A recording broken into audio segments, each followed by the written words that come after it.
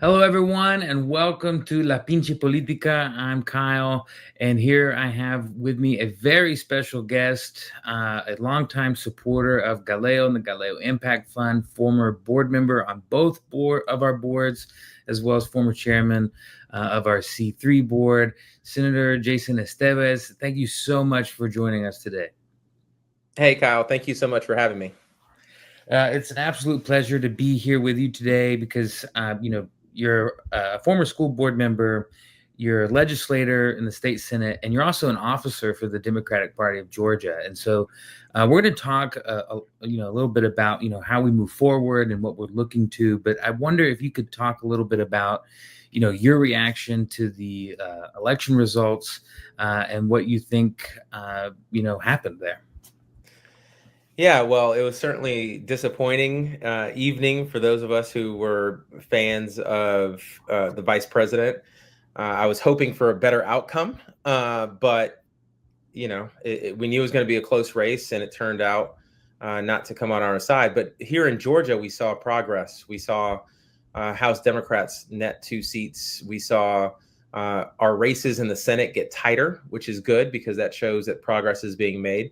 And then all across the state, even though Democrats did not make the gains that we had hoped overall, there was still a strong showing, especially in the Latino community, where we saw more folks voting, and that's a good thing. We like to have people voting, even if we don't necessarily agree with everyone that they're voting for. The fact that we had record turnout means that something is working, and that folks want to talk about these issues more, and they want their voices to be heard. Absolutely, and I think it's an important point to make, right? That we did see some great turnout from the Latino community. We're still kind of sifting through the numbers to see what exactly that turnout was. So far, it looks like we only saw a shift within the Latino voting community from of 1% from Democrats to Republicans, with Democrats still winning a strong majority of Latino voters in the state of Georgia. Not to mention, there's going to be at least, I believe, 3 new Hispanic Latino legislators at the Capitol. I know Rashawn Kemp is going to be joining you on the Senate side, and then we have Gabriel Sanchez and Marian Santos, who are going to be heading to the House. What is it, because you're not necessarily new to the legislature anymore. What does it mean to you to see kind of the Hispanic Latino caucus within Georgia changing, evolving, and growing? That was a nice way of calling me old, Kyle. Thank you. No, but it feels good because we are expanding our numbers. This is the highest number of Latinos that have been elected to the legislature, and I think it's representative of the momentum that the Latino community has generally. We are at least 10% of the state's population, which means that we have many more state legislators to elect before that percentage of the population is reflected in the Senate. But for now, I'm proud to say that that we're going to have more Latinos than ever, and I anticipate that what you will hear from the Latinos coming in on both sides of the aisle reflect the diversity and the views of the Latino community. So, too often, Kyle, we are seen as a monolith, and the reality is that there's as much diversity in the Latino community as there is everywhere else. And at the end of the day, what the vast majority of Latinos want is to live in safe communities where they have the opportunity to work at jobs with dignity and respect, and to bring home money so that they could put food on the table. And then they also expect there to be better opportunities for their children and grandchildren. So Democrats and Republicans alike should be talking about those issues as we campaign across the state. Absolutely, and thank you for bringing up that point. I think even within our new and expanding Hispanic Latino Legislative Caucus, we're seeing that diversity of background and viewpoint, even though we don't necessarily have the correct ratio, right, according to population and our legislators. But it's so inspiring to see that that caucus growing and changing. And I thank you again for speaking to the issues and seeing the need to speak about the issues that even within our diverse varied Latino community, there are some common threads, right, about economic opportunity for high-paying jobs, and ensuring that we bring down the cost of living here in Georgia and across the country. Looking towards next legislative session, what are some things that you are hoping to work on specifically for the Latino community and our or community of immigrants here in Georgia?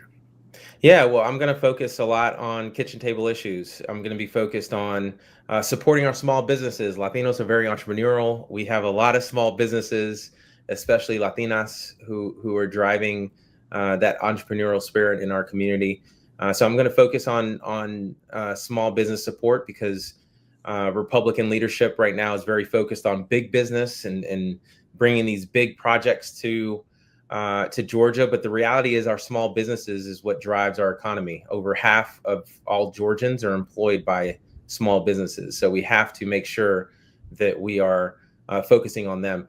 And the other things are the basics that I think are the necessities of any quality state, any quality community. And that's focused on a great public education system, on quality access to healthcare, and ensuring that we have affordable housing. And for Latinos, and everyone, having access to quality, safe, affordable housing is essential. And we should be talking about how we can make that happen. And frankly, how state leadership has tended to ignore those very issues, and in some cases exacerbate those issues. So I'm going to be highlighting the need to work on those issues. Unfortunately, Kyle, and you are down at the Capitol often. I don't think that's what we're going to be focused on as a legislative body this session. I think that Republican leaders are going to be focused on those culturally divisive issues that really impact a small number of people, and it's going to be to the detriment of the vast majority of us who just want the state to move forward and continue to grow. Yeah, and I think that definitely speaks to the importance of paying attention to those state and local races, as voters, because I always say that the closer that an elected official is to home, the more direct impact they have on our daily lives. And so I think it speaks to the importance of the balance of power that exists at the Capitol and here in the state of Georgia. And you touch on an important point about talking about and working on these issues that our voters care about. We did our El Puente para la Gente survey not too long ago, and what our community of Latino voters told us is that their number one issues are cost of living, are expanding job opportunities, and access to housing, access to healthcare. And so I wonder, you mentioned, the reality that, we live in a state where we're led by Republicans. We have a Republican governor. Both chambers are led by Republicans. What are some areas of opportunity that you see for, working with Republicans? Because I know, you're big on relationship building. So, how do you see, your role in the state Senate of building relationships in such a way that you can actually get important policy priorities across the finish line? Yeah, well, I try my hardest to build bridges and to work across the aisle. The reality is that all the major branches of government in Georgia, whether it's the legislative branch or the executive branch, are controlled by Republicans. So in order to get stuff done, we have to work with Republicans, and I'm more than happy to do that. And what I do is reach across the aisle and talk about issues that are important to Georgians. And I'm proud because of the relationships that I've been able to build with my colleagues. For example, we had the first hearing on providing in-state tuition to DACA recipients this year. And that was a huge accomplishment because it had not gotten a hearing in the Senate at all. And during that hearing, I had several colleagues on the Republican side express interest in working together and moving that bill forward. So there's good news there.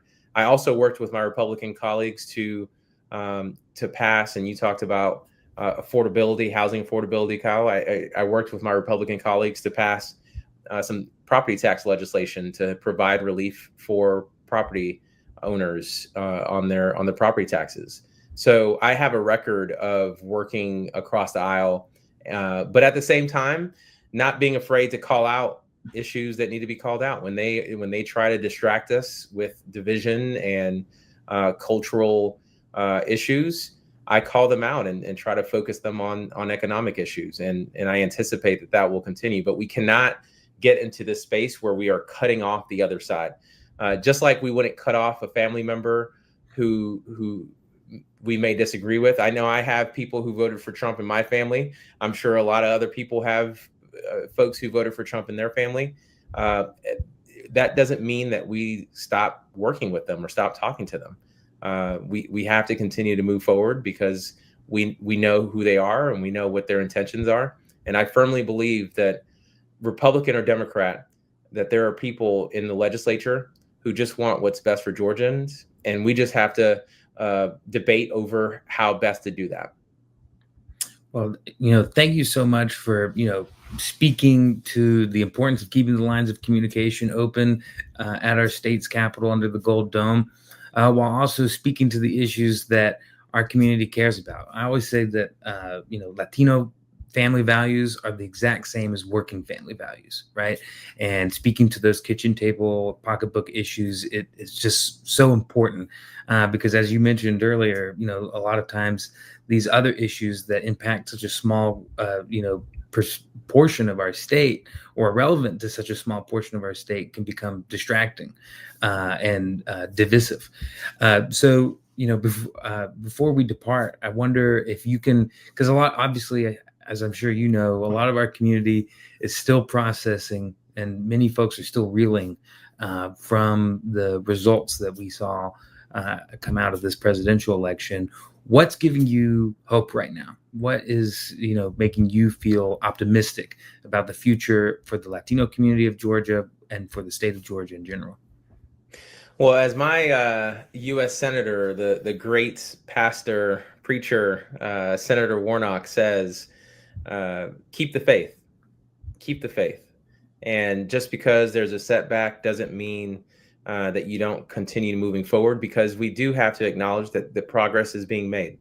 And while Vice President Harris did not necessarily win the election, we have made progress in Latino engagement and moving that forward. While we didn't win all of the seats in the legislature we were hoping to win, we did gain 2 seats in the House. So we just have to keep that in perspective and acknowledge that that progress is being made, and we just have to learn from that progress. But we also need to learn from the setbacks and take all that information and game plan it out, because in 2026 we're going to have a pretty big election coming up, where we're going to be working to reelect John Ossoff as U.S. Senator. And then we're going to work to elect a new governor and lieutenant governor and on down the ballot.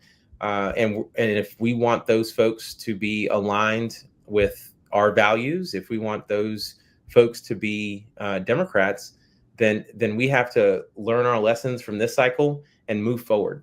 That's the only way, because if we don't, then we'll continue to live in a state that is dominated by Republicans, and we'll continue to see increased costs, less services, and generally a way of life that is not as good as it could be if we all work together to move us forward. Senator Esteves, thank you so much. I know you're going to continue to work with organizations like Galeo and Galeo Impact Fund and folks all across the state to keep our community, as well as other communities in Georgia, engaged throughout the upcoming legislative session, as well as the midterms in 2026, because you're right, we have to already be preparing for those important statewide races that we're going to see. Thank you so much for taking the time to be with us. Thank you for your leadership. Thank you so much for having me, and look forward to continuing to support Galileo.